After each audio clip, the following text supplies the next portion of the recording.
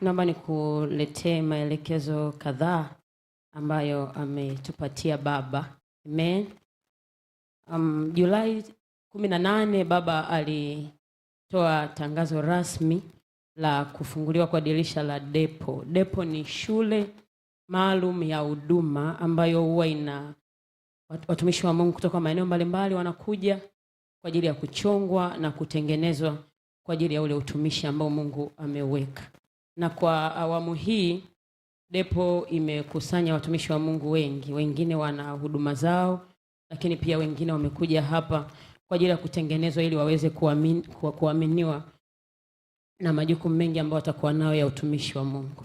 Asilimia zaidi ya 80 ya wachungaji wetu tulionao ni zao la Depo. Unaweza kumpigia Bwana Yesu makofi mengi.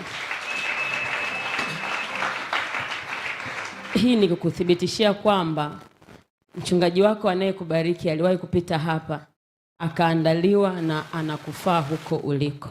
Kwa hiyo ukisikia jambo la Depo ni jambo la kiungu kabisa, lakini ni maono ya Baba ambayo Mungu amemwamini nayo kwa ajili ya kumuinulia watumishi wa Mungu ambao watakuwa wa moto na watakaoweza kukifaa kizazi chetu. Amen.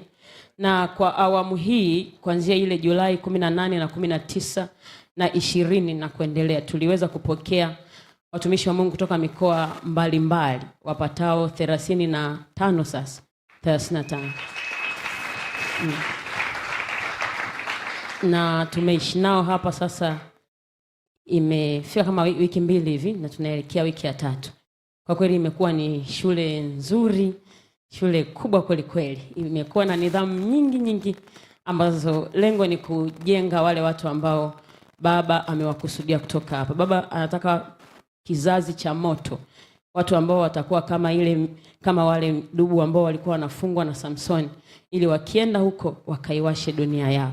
Na kwa leo ninaomba tutapata shuhuda kadhaa za watu ambao wamekaa hapa Depo na watatuelezea mpaka sasa wamepata kujifunza nini. Kwa dakika 2 tu, wala hazitazidi hapo. Ninatamani tuwasikie. Hii lengo ni nini? Ujue kabisa kwamba hawa watumishi wa Mungu ambao wako hapa kuna mambo wanafanya.